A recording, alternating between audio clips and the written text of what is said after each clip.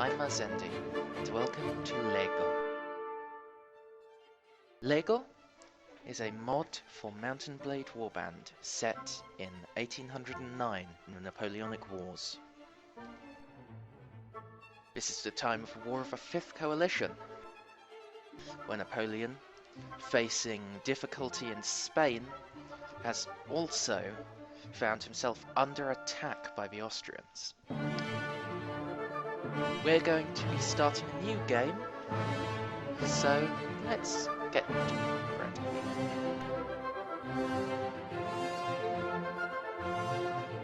My apologies about the loading screens, but they're a little annoying.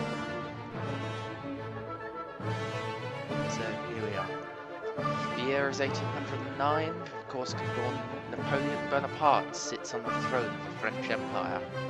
Napoleon's reign as ruler of France has been a period of almost perpetual war with some nation or another. Indeed, France now finds itself engulfed by bitter fighting in the Iberian Peninsula.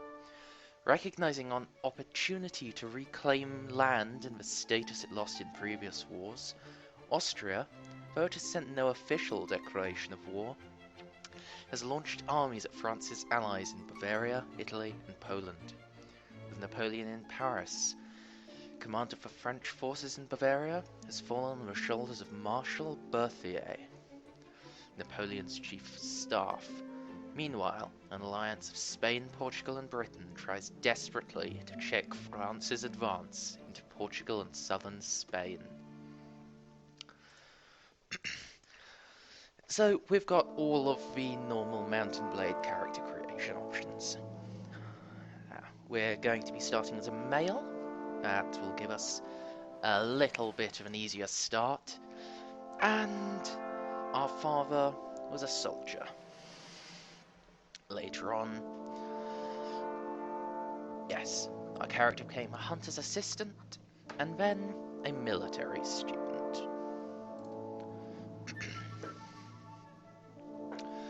Each of these options, if you don't already know, does affect how your character starts, and to a lesser extent, the direction the game will take.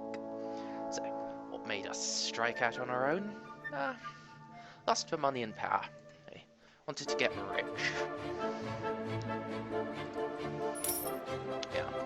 Now, this option, yes, we would like to quit without saving, since the other option forces you into using autosave. So if something goes completely wrong,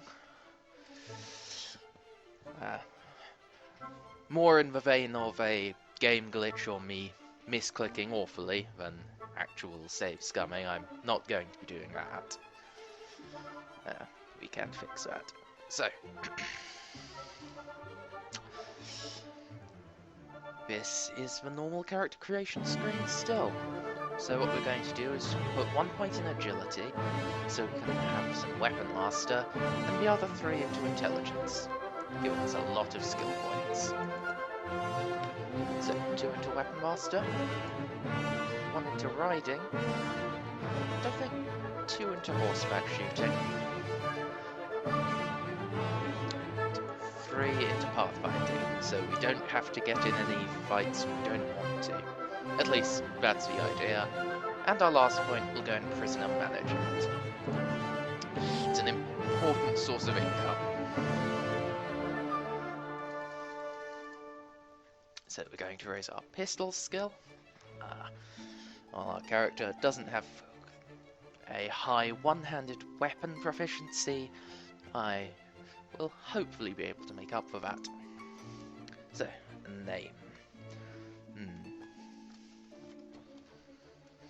Charles D'Artagnan. Props to you if you get the reference. You read Alexander Dumas' Père as well. So, now, face customization.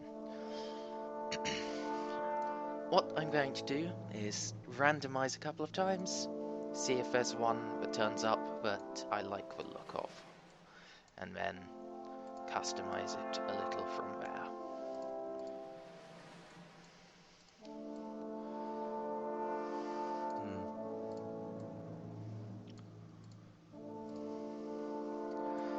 Ah, yes, I think this face will do nicely, but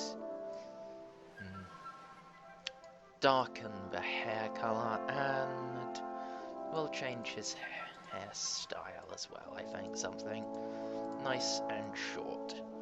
Yes, that will do nicely. And I think he could do with a visit to the bar. Get himself shaved.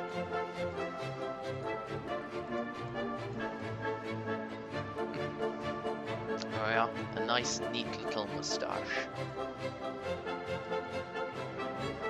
So, we're going to be heading to Paris. Your coach entered Paris via the Rue de l'Hôtel-Dieu, an ancient road that afforded you occasional glimpses of the gardens of the Palais de Tuileries. The part of the city you passed through was fairly wealthy and became increasingly tightly packed and bustling with trade as you drew nearer and nearer the Seine. The quays along the Seine were packed from one edge to the other with aggressive merchants and their prey, who were spared only by virtue of being in a vehicle. You're exhausted by the time you find an inn in Paris. As you stumble sleepily towards the stairs to a bedroom floor, you pass by the bar and bump into a man. He's drunk and well-dressed. He's about to put back another drink before you've spilled it all over him. You spilled my drink, you rat. What have you to say for yourself? Ugh. I'd say I spared you further embarrassment, you tosspot. Well, we're not being very nice here, but neither's he. You blackguard, you rat, you dog. You'll pay for this, you will, and I'll guarantee that. I'll have satisfaction, by God I will. Find yourself a second and meet me outside town tomorrow morning. My second will retrieve you shortly after dawn. Remember, he'll be under orders to pop you if he sees the authorities. So, that's interesting. It seems we're going to be fighting a duel.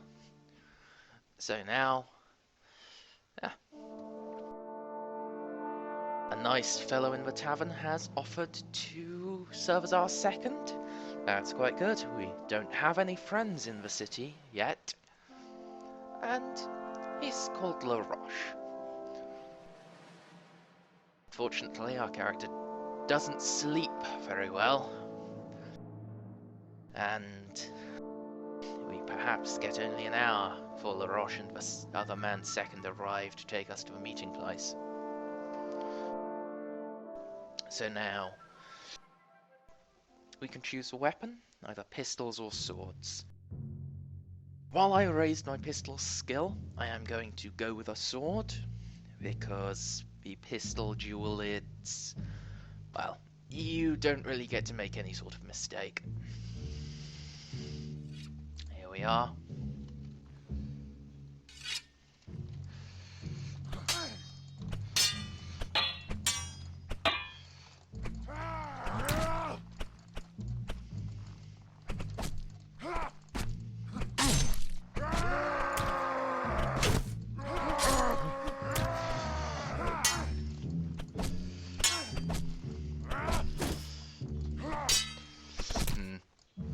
I'm fairly certain these swords are largely blunt.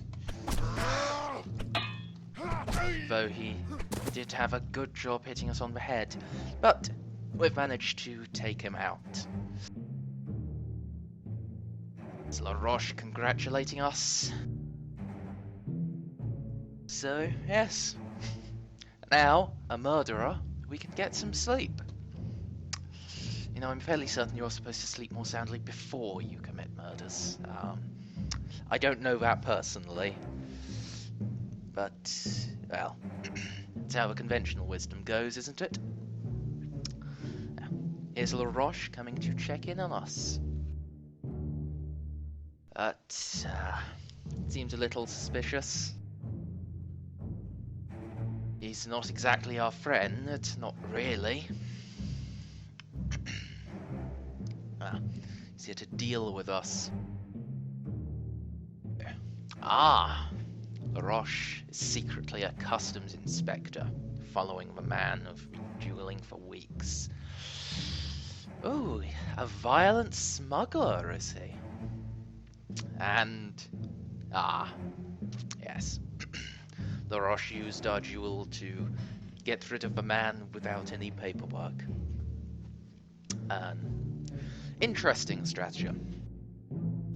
One I would have liked to have known about in advance. So, what's your meaning in telling me all this? Work? Danger? Money? Presumably women. Where do I sign up? Seems very pleased with us, so... It seems LaRoche and his people, they aren't very good at interrogations. So they need us to go and get a new smuggler for them to question.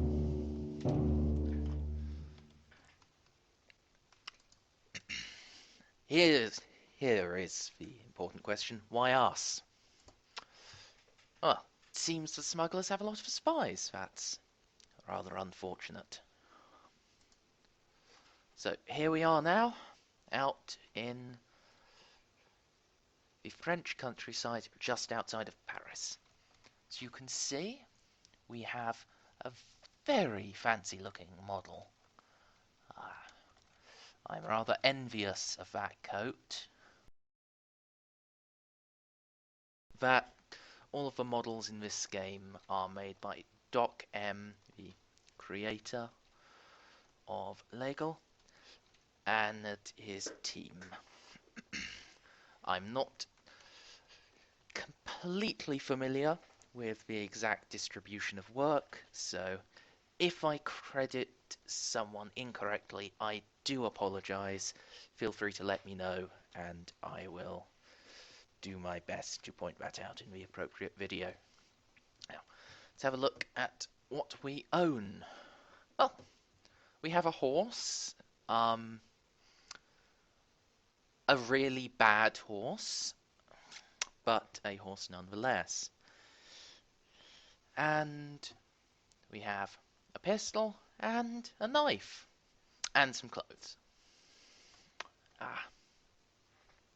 Well, with that and 40 francs to our name, let's see what we can do about this. Well, first things first, let's see if we can get a sword. Swords are rather useful. As you can see, swords are rather a lot more expensive than they are useful, at least the ones in Paris. Even the cheapest at 1,000 francs, most expensive at 3,500. That's a little out of our price range for now. So, without a sword, we may have some slight difficulty taking on these smugglers by ourselves. So, going to enlist some volunteers. Going to get them as light infantry. Oh, only one. Oh, I thought... Oh, well, they'll outnumber us 2-1, but we should be able to deal with that, shouldn't we? Let's save first, just in case. Here we are. He's trying to sell us some false contraband, like LaRoche said. Now, if you surrender your weapons and tell me the location of your den, I'll let a lot of you live. Oh, he couldn't be cooperative, could he? Oh well. Oh well.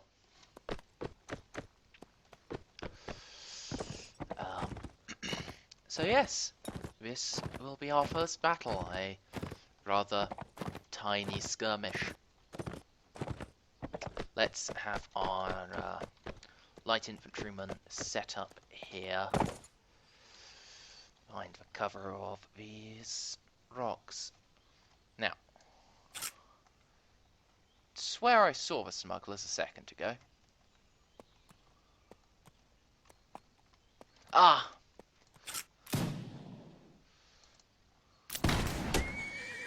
Well, our horse lasted for a very long time. Fortunately, it was just the horse that was hit, not us. And we managed to climb down that ridge without injury. Ah, there's our light infantryman. Very accurate shooting, I must say. Not so much from either myself or this smuggler.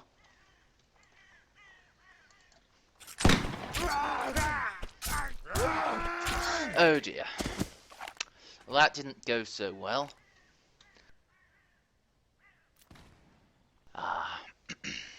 But thankfully Doc M has included the after-battle camera, so our one light infantryman can do his very best to keep fighting.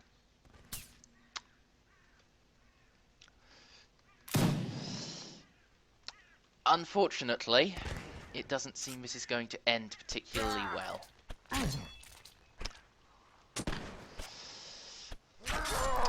Yes, that was rather an embarrassing defeat. Been taken prisoner. Fortunately, they haven't stolen anything, so we can try again. How badly hurt are we?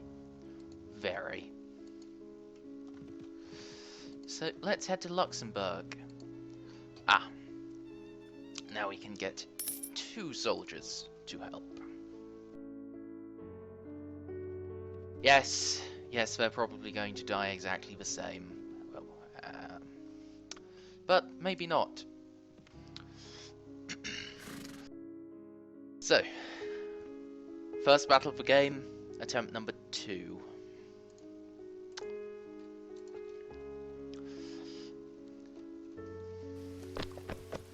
Ah, it's raining.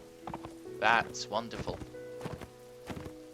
Fortunately, I don't believe the mod simulates your powder getting wet in the rain.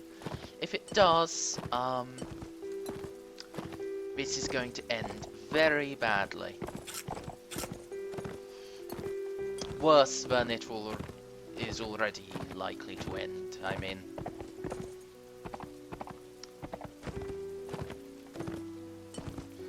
That's a rock.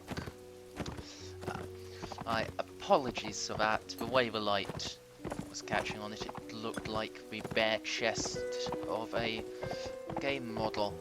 And as I'm sure you know in vanilla, these early game bandits have an odd habit of running around without shirts.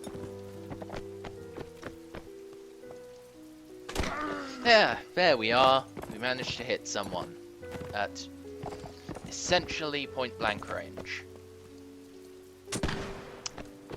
Yes.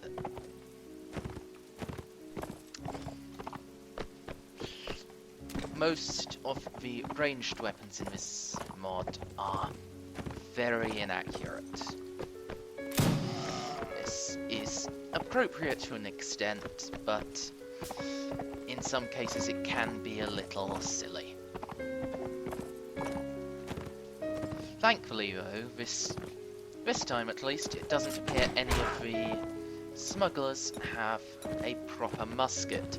Muskets are a lot more accurate than pistols, which is why our light infantry are using them, and we're not.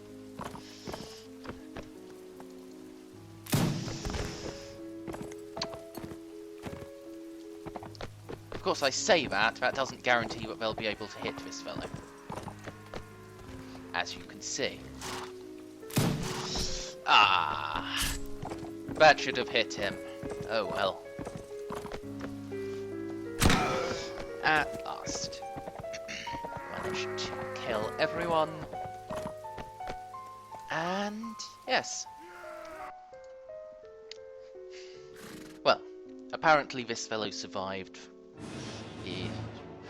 We did just shoot him in the gut after all.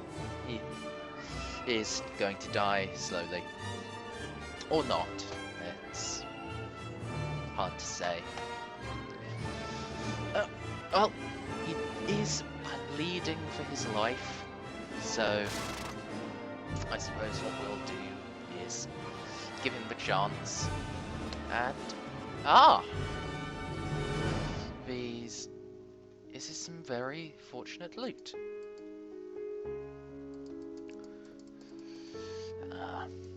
We shan't be able to afford a sword for it, probably. At least not the sort of swords that were for sale in Paris.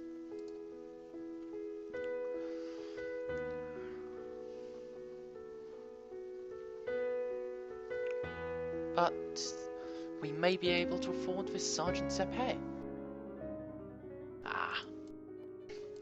That was a little optimistic of me, it appears. I should probably have taken a higher trading skill than I have. But that's the way of things sometimes, so oh well.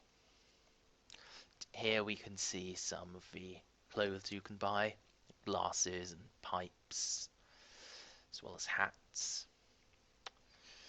Unfortunately, the pipes and hats use the same slot, so you have to buy a combination hat and pipe like this one, which, incidentally, there is no way on earth that we could afford. Which, well, isn't exactly the nicest. So here we have a tavern in Luxembourg. Doesn't appear that there is any companion we could hire here, which is a shame. Many of the companions you can get for free, and they're reasonable fighters. So now, let's make our way back to Paris. For this first episode, by the way, I'm going to be carrying on until I've completed this starting quest. And after that, I'll be trying to keep to a regular episode length. So, Laroche should be in the tavern. Here he is. And yes, 15 francs. So, yes, when we're ready to go and fight, we should speak to him again. And, hello, you have a unique name. Greetings, traveller. Would you join me for a drink? Certainly. With whom do I have the pleasure of drinking? Well, while he has a unique name, he still uses a bit of vanilla text for now. I'm sure that that's going to be changed at some point, but it hasn't been just yet. Now, if I remember correctly, yes, 400 francs. He's going to be a little beyond us for now, which is a shame. So, since we're badly injured, I'm just going to wait in Paris until we've healed up. That shouldn't take more than 1 or 2 days. And while we do that, I'm just going to show off the map. It's quite expansive, and from what I can tell, all of these cities have a unique scene for the exterior of the city, taking a walk around the streets, and all of the interiors. I haven't been to every one of them yet. There are quite a lot, so I might be wrong there. Yes, as you can see, we've got France, England, Germany and Poland, Russia, Austria, and most of Italy. We don't yet have the Ottoman Empire, Africa or Spain. Those should be coming in future patches. This mod is currently in Alpha 1.41, so there's still quite a way for it to go in its development. So, we've reached the smuggler's den.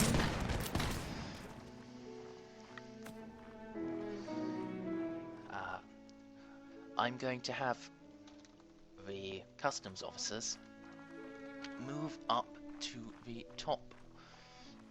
Well, not necessarily to the top, but to a place on this ridge that they'll be able to fire upwards. We currently have numbers by far, and we have better weapons, so what we should be able to do is just overpower them. This stage, I'm not personally going to get involved in the fighting. I will, but not until everyone else has gotten ready.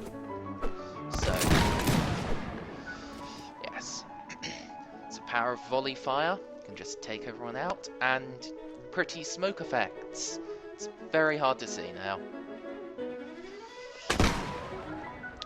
Is an accurate depiction of warfare in the period. That's why everyone wore bright coats. You could actually see where your own troops were, and hopefully differentiate them from the enemy, rather than just seeing silhouettes. So, yes, everyone on that ridge has been taken care of, and now there's this crater. He seems a little confident, and well, it's never wise to take on someone who's confident about being able to hit you.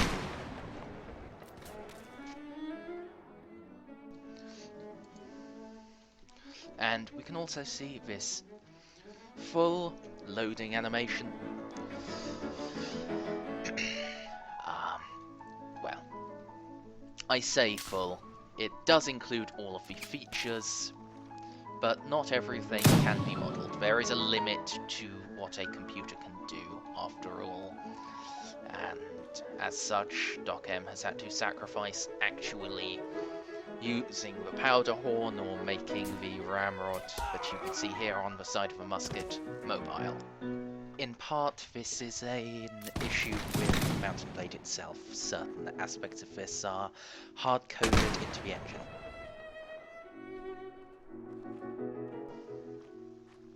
Now, one thing I can't forget is that we can't move while we're reloading most muskets, which is very unfortunate for us.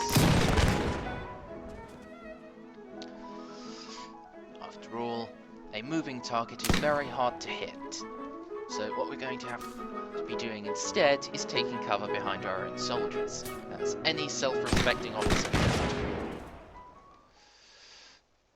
I'm not actually giving that as legitimate advice, at least for real officers. You have whatever you're trained to do, but for the purposes of this game, it works. And, well, if something works, then there clearly isn't as much wrong with it as you might think. So, as we can see, we're shooting over his head currently, so let's hope that that's me aiming poorly and not the musket missing wildly. I'm just going to tell everyone to fire at will at this point. We're not really in a situation at which volley fire is necessary. These fellows don't seem particularly likely to run away. Ooh. Well, that's an unfortunate fall, but thankfully it's not having any serious effect on our abilities. So, what I'm going to do is be largely superfluous to requirements in this fight. Sorry about that. It should get a little more exciting later on when I have a vaguely useful weapon. So let's go and speak to La Roche and get our pay. That's 50 francs. So here we are. Yes. What do we think of La Roche? I think he's an amusing fellow, if a little bit strange. Nothing in the world wrong with being a bit strange, at least if you're a video game character. Or really, if you're anything else, just as long as you're comfortable with the sort of strange you are. So now, before I bring this episode to an end, let's take stock of what we have. We have the same old horse, the same pistol, the same knife, but 91 francs, which is an improvement. And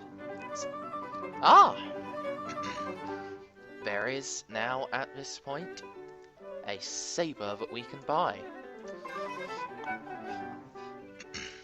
I am actually going to get it, even though Saber Briquet 29 isn't exactly the best. It's better than nothing. Although, could I afford to get this British Sergeant's épée? 140 francs. Would have to raise 49, which it doesn't look like we can do without selling our trousers. And a gentleman should never sell his trousers. Or, well, probably shouldn't sell his trousers, at the very least. So, yes, thank you for watching, and I will see you next time in Legoland.